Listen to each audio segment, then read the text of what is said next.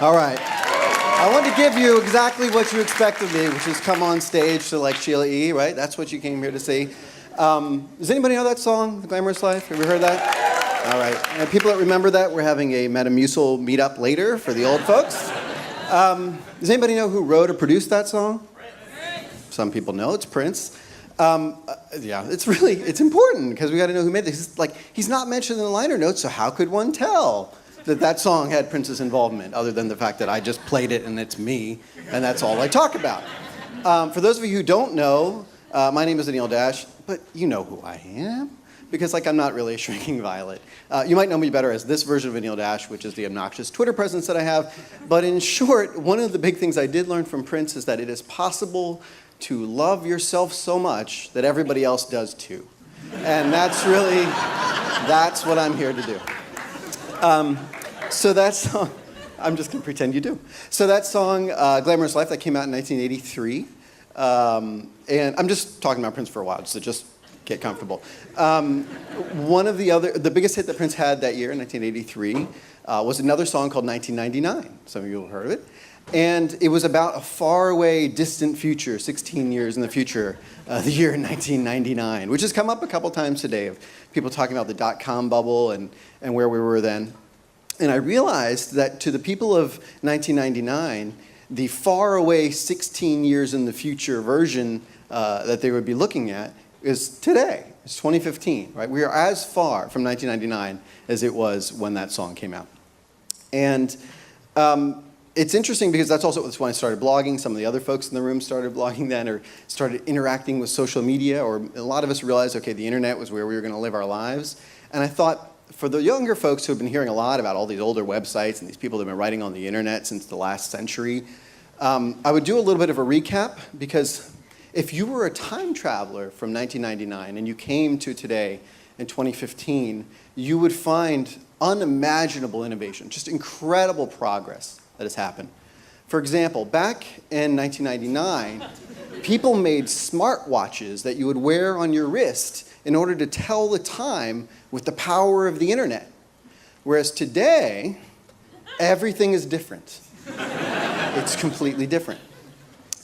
Also back in 1999, people would get very, very excited about digital currencies that inarguably would change the way we spend our money and the way we pay each other. How could they not transform the entire economy with that kind of technology involved? Of course they would. There's also enormous investment in 3D headsets and virtual reality that would transform how we shop, how we play, how we live. This is the future clearly that lay in front of us back in 1999, but is reality today. And then you could even come to events like this. Those of you who were here a couple years ago got to hear Ev Williams talk about a bold future in which he made a blogging tool that could give voice to anybody on the internet. This is what the internet promises. Nobody could have foreseen this last century. It's impossible. How would you know? It has been unimaginable innovation. So we had, I just love the old people showing me love. It's so nice. We're all we'll go talk about how our backs hurt later. It'll be great. So in some ways we got the internet we expected. We thought, well, maybe somebody will build that thing, and then somebody built that thing, and that was kind of how it turned out. And then, in some ways, actually, the internet was better. Even the things that we couldn't imagine then, like the fact that I can send a WhatsApp message to my cousin in a rice paddy on the other side of the world is amazing. We got those other 2 billion people online, and I didn't think that would happen. But perhaps you've noticed not everything on the internet is better than we thought it might be for those of us that were around back then. I think we thought, oh, well, there's some trolls on Usenet, but certainly we wouldn't give over the internet to them and arm them so that they could be even worse. Or I think about, well, back then, most of my friends that were interested in social media, the technology companies building a lot of the early social apps were, about half the founders were women. Certainly that ratio wouldn't go down over the interceding 16 years. That's impossible. So we had these goals about what we thought the internet was going to be and how it was going to empower us. And in some ways it was great. A lot of us made these friends and these connections. Most of the people I know in this room, the reason I'm here is the connections I made back then. But we have forgotten a little bit, I think, about what we thought the internet was going to do for us. how it was going to open doors, how it was going to connect each other. Like that idealistic view of what was possible sort of drifted. And I said I started blogging back in 1999. Just to give you an idea how long ago that was before the word blogosphere was coined. This horrible piece of jargon. Does anybody here know where the word blogosphere came from? Who invented it? Okay. Prince and Dave Weiner are great answers. Neither are factual, but they're both better probably than the factual answer. No, the factual answer, it was a friend of mine named Brad Graham. And if you knew him, give him a hand. He was an incredible man. So he's not somebody, there's no Wikipedia page for Brad. On paper or like on his LinkedIn profile, if he had one, he would be listed as a director of a theater in St. Louis. And you say, well, what does that guy have to do with the internet? But in addition to, he coined the word blogosphere literally as a joke about what's the most awful kind of jargon that could possibly be used to describe social media. And, and one of his rare errors, he underestimated just how awful a word could be and have the internet still embrace it. But he also did things like bring a lot of us together and in person to break bread at South by Southwest and other events.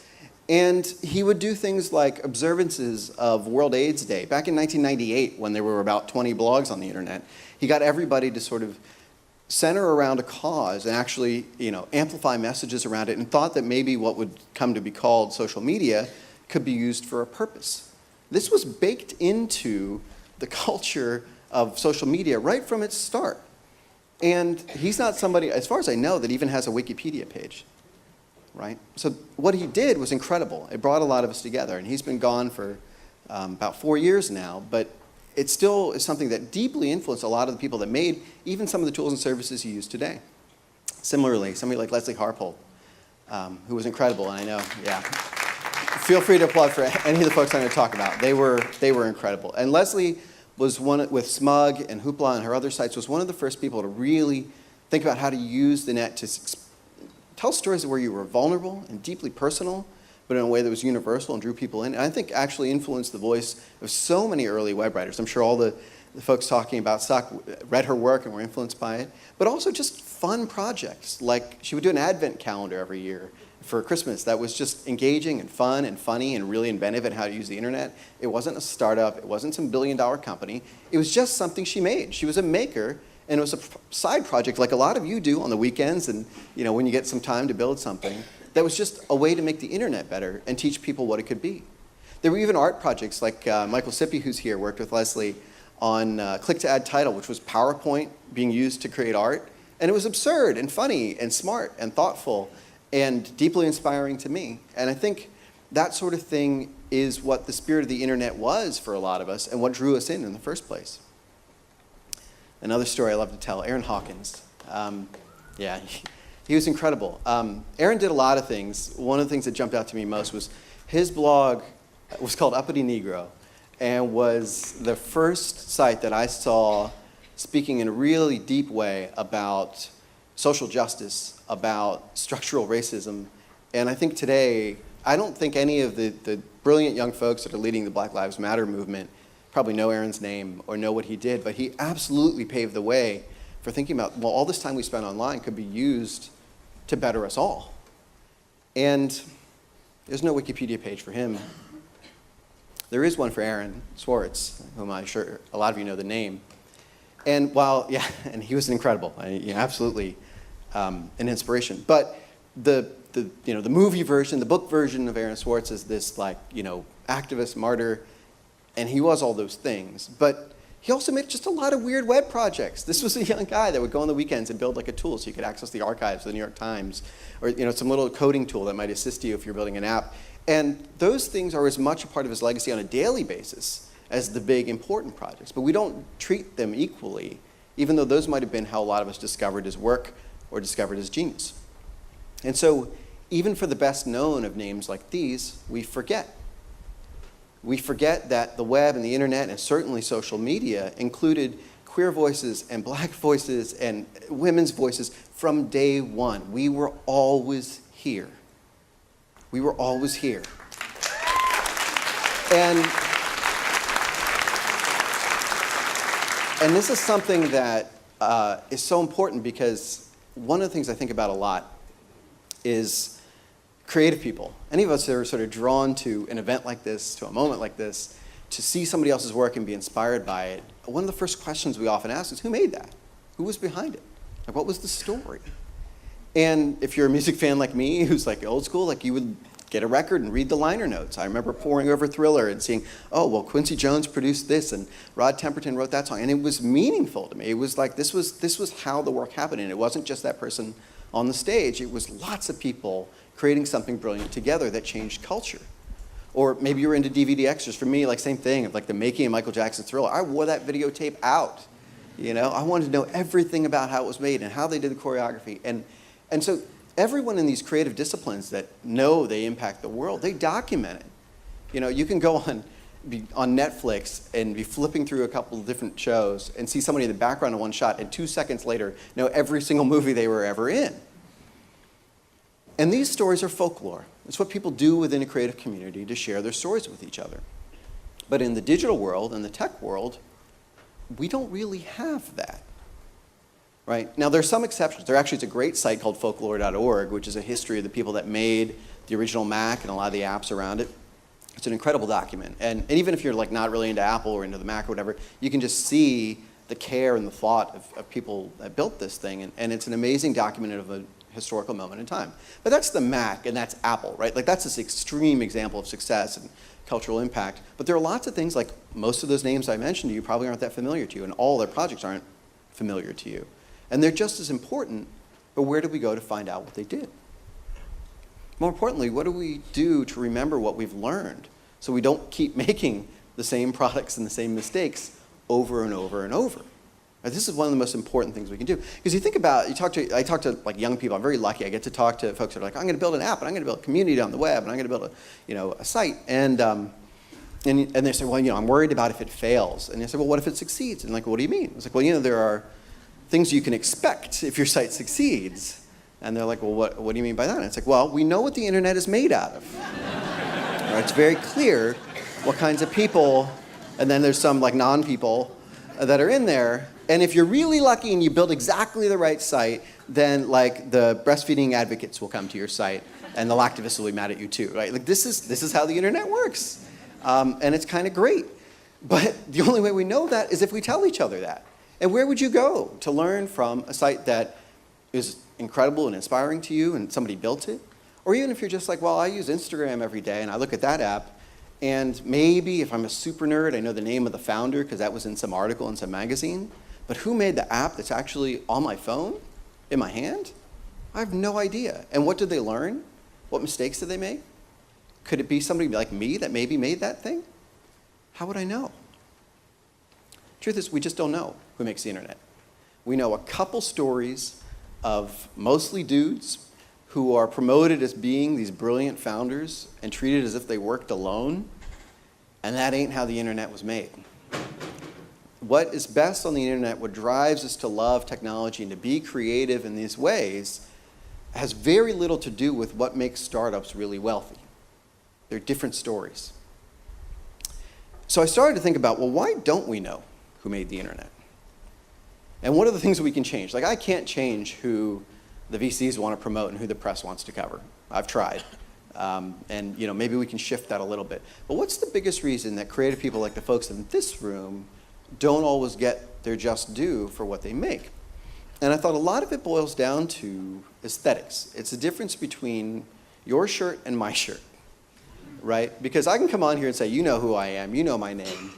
And to some people, it'll be like, this is the most obnoxious asshole at this conference, right? Which is probably true. I'm okay with it. I love me. I love me. And I do. I love you too, but I love me. And I just really, and I thought, if I can be loud enough about shouting, not just about myself, but about all these other people who are undersung, maybe we can widen the window to where it feels okay to people who are creative to say, well, I made something too. And what I made matters too. And it's hard because I think normal people who aren't as full of themselves as I am, if it feels vulnerable. It feels really hard to put yourself out there. And what comes of that is I often see brilliant people. I get this chance, like people send me their apps. Like, oh, I made this thing, I want you to check it out. And I see people put their heart and soul into a project for weeks or months or years. And then like late at night one night, they'll send out a tweet that says, I made a thing, and a link. And that's it. And it could be brilliant, or it could be terrible, but it exists. And it sort of just lands out there with a thud. And then they wonder, well, how come the world didn't like it? I guess it wasn't very good. And if I can give 1% of my horrendous obnoxiousness to you, to keep you from making that mistake of saying, well, I made a thing, and actually say, I made something, and I put a lot of work into it, and I care about it, and it's important to me, and I want to show it to the world. Or I made a thing years ago with my friend, and you know what? Nothing came of it, but we had fun, and we learned some stuff, and maybe you'll want to check it out or learn about what we did. There's this question of who made that keeps coming up, and the answer to it is really, well, we have to tell those stories, either about ourselves or about our friends or about those who are gone, and say, there are these things that they made that are incredibly important. So when I thought about the question of what did you make, I thought, this is a thing that I can help with. And my co-founder, Gina Trapani, and I started working on a project back at the beginning of the year that eventually we called Makerbase. And the idea behind it was just simple. It lives at this website, and you would go to it and just list the stuff you made, like IMDb, but for apps and websites. And this is Matt Howie's page. Matt's awesome. He's incredible and creative and inspiring. And if you're Matt and you just make tons of stuff, like, you will have a ton of stuff. I'm a lousy coder, so like I don't have a lot of projects. But what was really heartening is I looked at Matt's list, and he had a project called 10 Years of My Life. And if you notice, it lasted for 2 years. Yeah. And I thought, this is my kind of maker. Yes, this is the kind of inspiration I need, which is to say, somebody brilliant, who's a genius, who's made amazing things that are meaningful to so many of us, also had these things that just kind of like went along until they ended, and then that was the end of it. And that's part of the story of creation. That is what it is to be witness to the act of creation, is there are dead ends, and there are these ideas that don't necessarily land, and there are people you work with. This is a list of people that Matt has made projects with over the years. And you can see that sometimes people who make something that succeeds, they paired up with someone and had 2 or 3 or 4 projects before that either didn't go anywhere or were just a lark before they figured out how to get the best out of each other. And this is also more meaningful to all the people who are underrepresented or excluded from building technology, from being in the tech industry, because you start to see how the network works. In some ways, maybe it's an old boys network that you can't get into. But in some cases, maybe it's a way of saying, well, hey, maybe one of these people is approachable. Maybe if they keep working together, I can be part of that team. And you can imagine yourself in their shoes. And so I just keep coming back to this question of who made that. And the answer has to be that we have to tell each other stories. Now, we made Makerbase hopefully as a way to help tell the stories of what you made and what other people made and who worked together with whom. But, honestly, you can write it on a cocktail napkin and fax it to somebody, just as long as you tell the story. It's so important to document what we create. And one of the biggest reasons why, like, inclusion matters to me, getting people in the industry matters to me, accurately documenting our history matters to me. But part of it for me is just about being witness to the creative environment. Right? Just when you see the act of creation and you see how people come together and you get to picture how they make something amazing, it gives you permission to sort of imagine that for yourself. So I want to talk about one last thing. We're right back where we started. Is when Michael Jackson was becoming a man from being a star in a boy band, decided he wanted to make his own albums. He got Quincy Jones to produce his first independent record, Off the Wall, one of the great records of all time. And the first song, the first single from the album, one of his signature songs, Don't Stop Till You Get Enough.